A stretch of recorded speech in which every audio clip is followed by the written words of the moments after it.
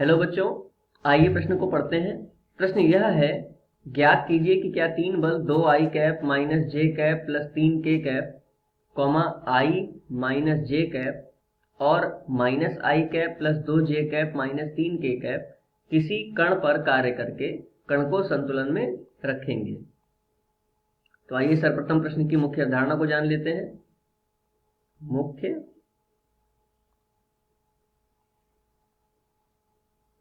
अवधारणा।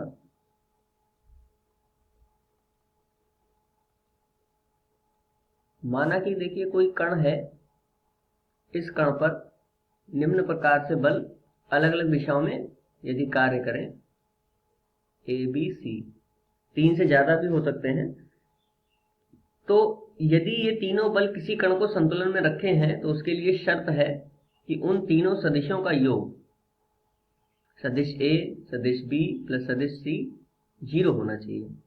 तो यहाँ पर देखिए हमें 3 बल दिए रखे हैं, इसलिए 3 बलों पर चर्चा करते हैं। इसको सदिश ए मान लेते हैं, इसको सदिश बी और इसको सदिश सी।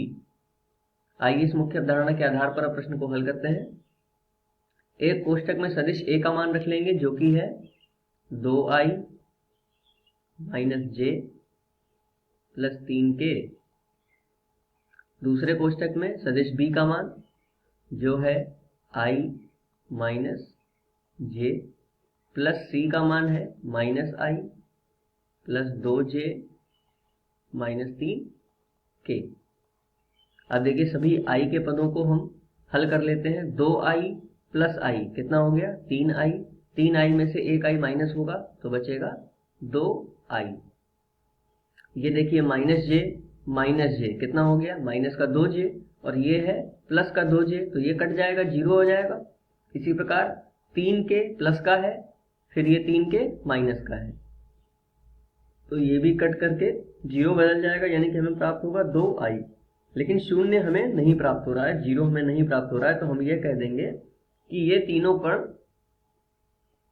तीनों बल जिस कण पर कार्य कर रहे हैं वे संतुलन में होंगे, नहीं होंगे। तो हम लिख देंगे आंसर में कि संतुलन में